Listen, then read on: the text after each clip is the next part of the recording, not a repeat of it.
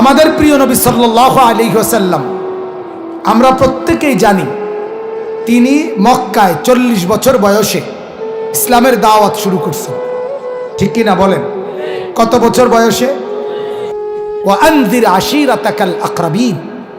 কোরআনে আল্লাহ বলেন, নবী গোটা পৃথিবীতে আপনি দ্বীন প্রচার করবেন, সেটা ঠিক আছে, কিন্তু আপনার ঘনিষ্ঠ স্বজন, স্ত্রী, সন্তান, মা বাপ, চাচা, মামা, ফুফা, এই মানুষগুলো যারা একান্ত আপনজন, অবশ্যই তাদেরকে কবরের ভয়, আখিরাতের ভয়, পরকালের ভয় দেখান। কোরআনের আয়াত, নবীকে আল্লাহ বলছে। নবীজি সাল্লাল্লাহু আলাইহি ওয়াসাল্লাম চাদর গায়ে দিয়ে শুইছেন, তাফসীরে আছে জ্বর, কাঁপতেছেন। এই অবস্থায় আল্লাহ তাআলা বলছেন, বন্ধু ঘুমাইলে হবে না, শুইলে হবে না। আমার কোটি কোটি বান্দা এখনো আল্লাহ চিনে না, কবরের ভয়, আখিরাতের ভয় জানে নাই। কুম ফাআনজির, আপনি দাঁড়ান, ওঠেন, ফাআনজির, আমার বান্দাদেরকে আখিরাতের, পরকালের, আল্লাহর ভয়, কবরের ভয় দেখান। আপনার জিম্মাদারি বাপ। দাওয়াত ও তাবলীগের সাথীরা সারা পৃথিবী ঘুরে ঘুরে এটাই বুঝাইতে চায়।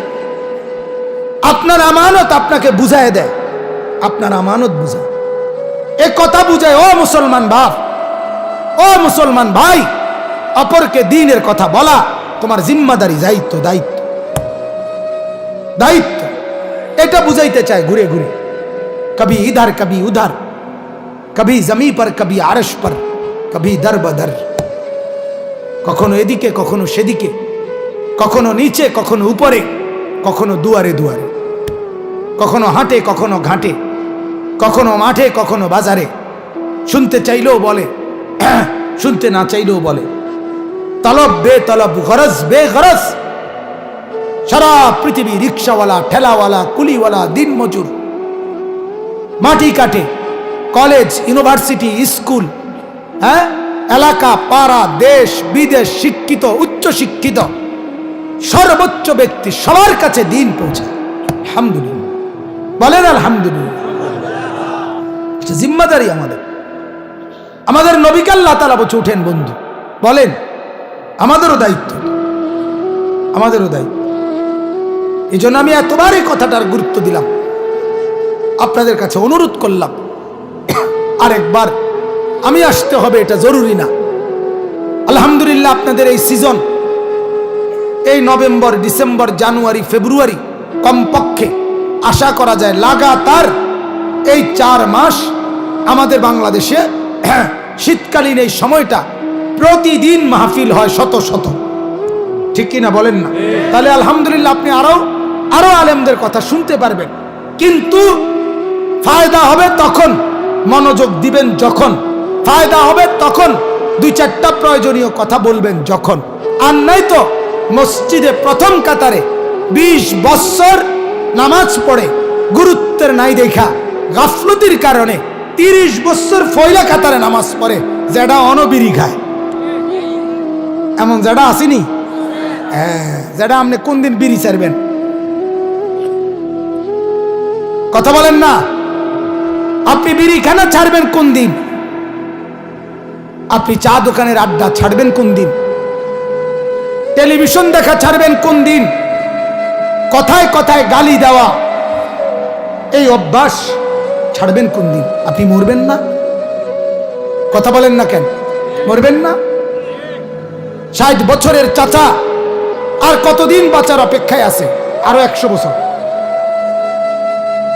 কথা বলেন না তো? এই জন্য রহম করেন নিজের উপর। আন্তরিক আগ্রহের অভাবে, এটা আমার অনুভূতি, আমি এটা খুব গুরুত্ব দিই। আমার মসজিদ, আলহামদুলিল্লাহ, আমি যেখানে জুমা পড়াই, ব্রাহ্মণবাড়িয়া, বাঞ্ছারামপুর, 7 বছর জুমা পড়াই এক মসজিদে। আমার মসজিদের মুসল্লি আলহামদুলিল্লাহ বুড়া, 90 বছরের বুড়াও জুড়ায় না, দরেও জুড়ায় না, নিচের দিকে তাকায় না, তাকায় থাকে চেহারা। কারণ আমি যাবো জিজ্ঞাসা করুম, ওটা জানে। কথা বোঝেন নাই? হুজুর এই মাত্র বললেন যে এই যে বসছেন আপনারা, এটা আপনারাও আলহামদুলিল্লাহ নিয়ত করলে খায়রুকুম মান তাআল্লামাল কুরআনা ওয়া আল্লামা, এই মজলিসের মধ্যে, এই শ্রেষ্ঠত্বের মধ্যে আপনারাও ভাগীদার হবেন। ঠিক কিনা বলেন না? হুজুর বলছি কিনা? এখন কোরআন পড়ানো হচ্ছে, বলা হচ্ছে, আপনি কোরআন শুনতেছেন, তাহলে কোরআন পড়ছে, আপনি পড়ছেন, একজন পড়াচ্ছে, বলাচ্ছে, এই দুইজন মিলে খায়রুকুম, সর্বশ্রেষ্ঠ মানুষের কাতারে আশা করা যায় আল্লাহ তাআলা মহব্বত থাকলে, আগ্রহ থাকলে আপনার আমার নাম তুলে দিবেন। এজন্য শেখার মানসিকতা, আমলের মানসিকতা থাকে। দুঃখ আমাদের এজন্য ফায়দা হয় না। ওয়াজ শুনে ঠিক, আবার এটা বলেও, কয় তো ভালো লাগে, বুঝি তো, কথা তো ঠিক কয়, আমরা লেগেই তো কয়, কিন্তু ফারি তো না, ফারেন না কা, কথা বলেন না। আপনি ভাত খাইতেন পারেন, বন খাইতেন পারেন, ফাঙ্গাস, তেলাফিয়া, ফার্মের মুরকা, দেশি মুরকা, 14 গোষ্ঠীর খানা সব আপনি পারেন। আপনি নামাজ পারেন না কেন? আপনি কোরআন শুদ্ধ পড়তে পারেন না কেন? আপনি সূরা কেরাত ঠিক মতো পড়তে পারেন না কেন? কোন মুসলমান, আল্লাহর কসম ওই মুসলমান, আমি বললাম আখিরাতে হাসরের ময়দানে একটা মুসলমান এই কথার কোনো যুক্তি দেখাইতে পারবে না, কেন আমি কোরআন পড়তে পারি না, শুদ্ধ পড়তে পারি না, একটা মুসলমানও কোনো যুক্তি দেখাইতে পারবে না। যে বলবে আরশ আজিমের মালিক ফেরেশতাকে বলবে তারে ফিট। আমি বললাম এটা ফাইজলামি না, এটা তামাশা না। স্কুলে পড়লে কোরআন পড়তে হয় না, তোমার এই ফয়সালা কে দিল? কথা বলেন। কলেজের ছাত্র হওয়ার কারণে তুমি কোরআন পড়তে পারো না, মুসলমানের বাচ্চা, কে অনুমতি দিল তোমার এটা?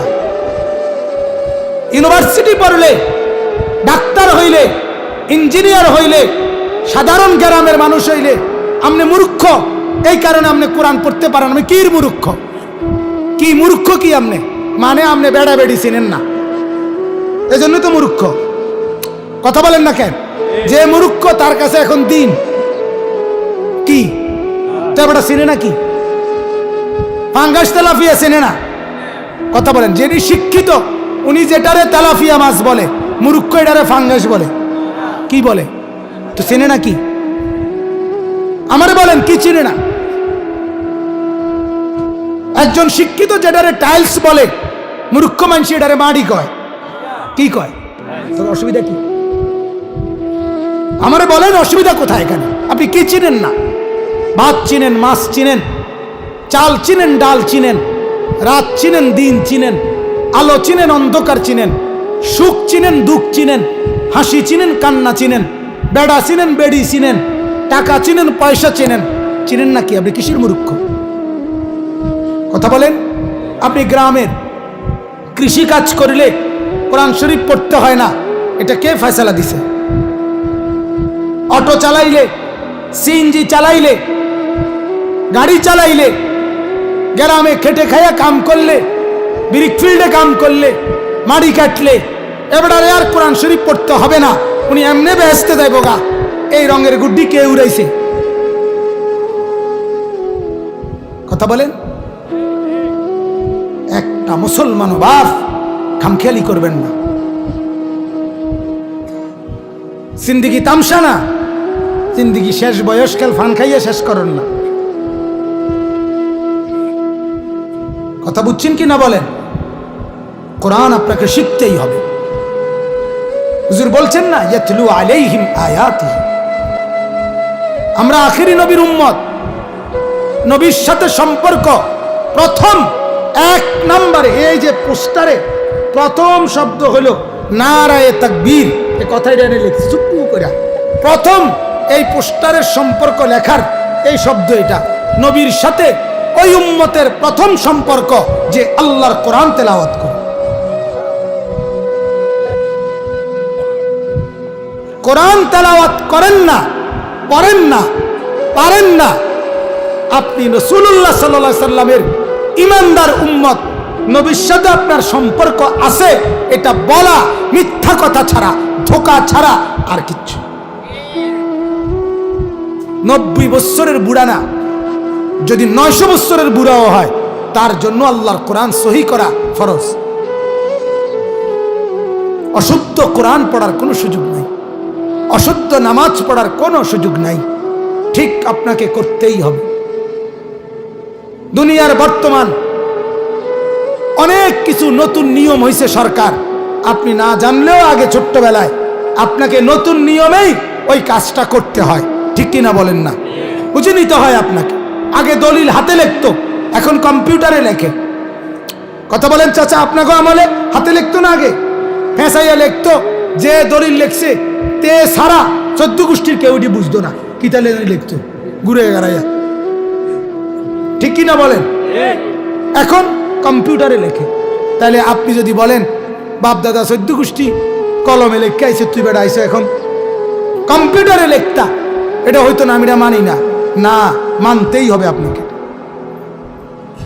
ঠিক ছোটবেলায় পড়েন নাই, বাবা শিখায় নাই, ছোটবেলায় বুঝি নাই, বড় সংসার আসিল এই জন্য শিখতারি নাই, কামে লাগায় দিছে, বিদেশ ফাটায় দিছে।